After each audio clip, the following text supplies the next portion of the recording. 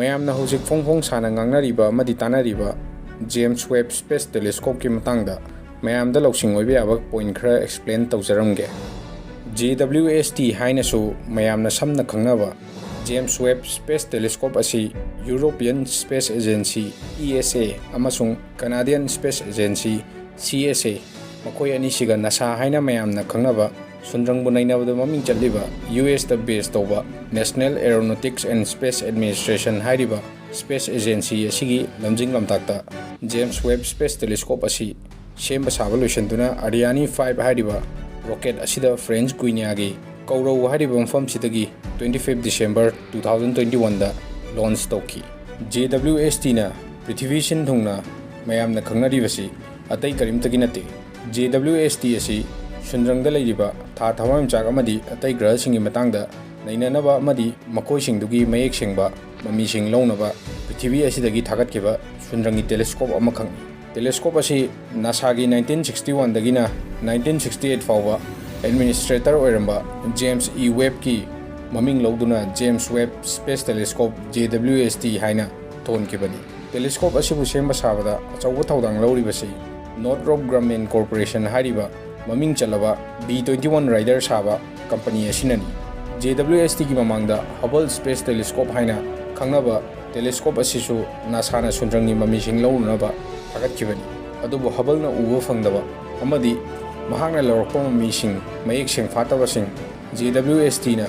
marik chumna amadi mayek sing na laurokpa ngami. Hojik fawgi oina JWST na khwaidagi chawba space telescope ama oiri. Electromagnetic spectrum da ekoi gi michina ubu fanglibasi supna gi saruk mate khara khagni. Violet tagina red fawni ekoi gi michina ubu ngamlibasi. Masigi matung tarakpa amadi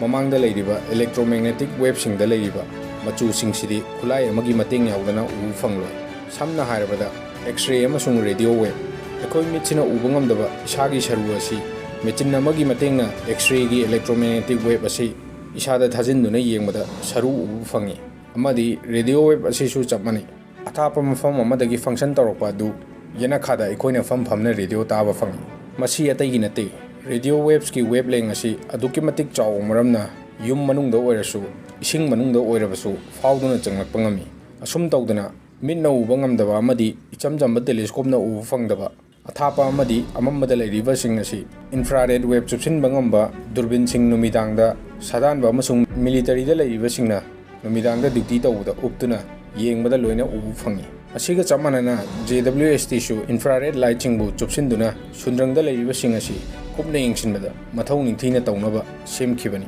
Hubble telescope tagi JWST na saruk taruk hena chawi. Aduga mapangal su Hubble dagi saruk chama hena lei. JWST asi Hubble dagi tangkhai ama lumba khenai. JWST gi infrared chupsinnaba sariba mingsel asigi pakpa chawba si 6.5 meter haibadi 21 feet ki akoibani. Aduga Hubble gi na 2.4 meter 7.9 feet ki akoibani. Mingsel asi beryllium hairiba dhatu asida sanana yomlaga chuthek taruk naiba mapak taraga nipan punsillaga sembani. Gold coating haibadi sanana yomliba asi infrared adubu thaktongnabani amadi mingsel apaba mana sanana yomliba adubu amuk kublami matam kuina chanaba. JWST asi near infrared tagina mid infrared fawda leiriba sing asi ubu fangnaba design tawkibani. Hubble na ubu fangdaba ubada mayek sengdaba saruk chama hena JWST na ubu fangi amasung mayek sengan mangami. Sundrangda leiriba chachata mayam haibadi tha thawan michak sing oirakpa amadi sirakpa mayam asi JWST na irai laina khangba ngambagi mami sing uri. Masi mayam asi Hubble na di ubu ngamde urachu mayek sengkhide. JWST na thabak tawribasi hello orbit haina khangnaba numit amasung prithvi gi marakki hangba lambi L2 Lagrange point hairibasida leiragani. L2 asi prithvi dagi 1.5 million kilometer lapi. Numitagi thaktorakpa asabasing ngathoknaba sunset layer manga thokna JWST da hapi. JWST asi yamna ingba mafam natragadi mahagasi mathau tawba ngamdabana maram oiraga L2 Lagrange hairiba orbit asida -223.2 degrees Celsius ingba mafam sida thamlibani. Numitha amasung prithvi gi maikaida mahaki sunset asi onsillaga asaba pumba ngathoklibani. Sunset asina maram oiraga tha taruk hena changi nungthak natraga atiya si sinthungna ubada. Hojik phawda photo mangadi prithvi da thadorokre earth ta masigi photo manga si yorokpada second manga changi hairi. JWST da camera ani khak yauri machine ani mayam na ubada angakpa poknaba imaging thadoraklibasi camera amana near cam haina khangnei masigi mathausina wavelength atenba infrared singbu capture tahoba aduga amana midi cam masina khara lapthokpa natraga wavelength asangba infrared singbu capture tawba Jwst na namakkiba photo sing yengminasi khwaidagi ihanana thadorkibasi nasana masigi photo sini photo asigi maming deep field max 0723 near cam dagi lorkiba photo ani masida uribasi 13 billion years ki matamdagi oirakpa fibam madubuni American president of our masigi photo asi ekhogi universe asigi history thikatpada thongnaw amadi oirani haina phongdokkiba leirabani. It's a new window into the history of our universe. And today we're going to get a glimpse of the first light to shine through that window. Light from other worlds, orbiting stars, far beyond our own. Mamangda Hubble nasu photo si thadorkre adubu mayek singkide Jwst gi photo sidadi mayek singna kari lairino haibasi u fangle masigi photo si chamna nangi camera du thangalaga second amani da lawwa photo adumaina lawkhibadi nate masigi photo si lawbuda pung 33 makai matam changi hairi masida koina uribasi photo ama oina uzarabasu masi Jwst na number matamdi wavelength makhal da photo makhal namlaga photo mayam dubu tungda pula punsilaga aikoida uhanmani hairi near cam na lawko photo ni mayam yengbiu aduga masina midi cam na lawko photo ni anisi pula punbagi photo na masini mayam yengbiu fazabani masigi photo sina southern ring nebula haina khangnei mathang asisu yengsi Stephen Quintet haina khangnaba galaxy ni left side asina near cam gini aduga right side sina midi cam gini yengbiu anisi cam khenaba haibudu camera anisi gi masam gi mathau khenabana result image so dum khenarakpani adubu anisi punsilaga cam fazagi yengbiu mayek sengno u fangnamgani tungmangda kari leidiba haibudu hojik ullibasina Carina nebula haina khangnariba nebula asigi image ni mayam nebula haibasi thawan michak amasung graha singbu semaiba saraiba mafam sibuni araiba londa thawan michak amadi graha singsi makoina pokpani nebula asi gas cosmic dust amadi atai posak mayam yomsillaga lei masida yauriba mayam asi tasin punsinaduna thawan michak sing semi aduga lemhoriba mayam duna graha natraga atai sundangi posak sing semba oirangani haina thajari Carina nebula asi 1752 da Nicholas Louis D Lakeli hariba French ki thawan michak thijenba mi asina thengnarakibani adubu matamdugi photo ga Jwst na thadorkiba photo sigadi yam thina khenaramani mayamna ubuda Jwst na sida thadorokliba photo asi Carina nebula gi chawraba gas amadi 10 mayamna yomlaga leiriba magi masek oina leiriba adugi mamini masida khwaidagi wangba machintumna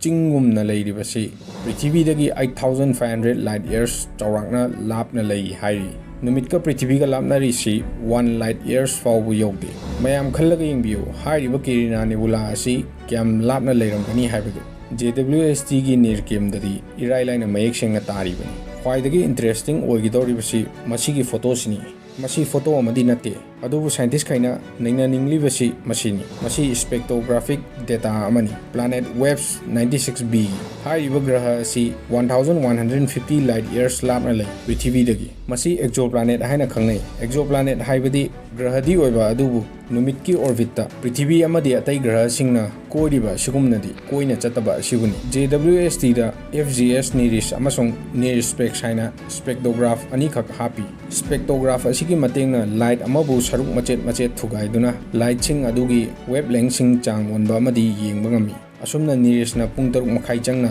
graha asidagi lagiba mangal asi nainarami masida nainabada mangal asi kap oirami masigi fanglagiba data asina takpadi ising lei haibisini isingda natana leichil nong phaisu lei hairi mayam ngaklangbani data asina matau karamna ising lei khanglibanu haina ngakpiganu color khuding makki masa gi wavelength leijai masinani aikoina ngasi machu mamel tana thallaga uribasi wavelength ki mitrangni haibadi wavelength na thoanmani aikoina ising machu blue oina uribasi ising dudagi blue machu gi mangal thaktorakpagini karigumba green oina thaktorakpa taragadi ising machu asi green oina uramgani asumna karigumba posak natraga mafamduna machu adubu chupsin khrabadi natraga thaktorakpa thoklabadi kari posak no haibasi khangba ngamlibani blue light si hariba exoplanet asidagi thaktorakhibadagi niriski data da ubu fangba maramna ising lei khanglibani adubu mayam haraukinu ising leibanina alien leiramgani haibagi wakhaldu thadokpi hariba graha asi जीव Panba लेबगी ओइनदी उथोक्लोय मफमसिदा 530 degree Celsius हेना सारमगनी हाइरी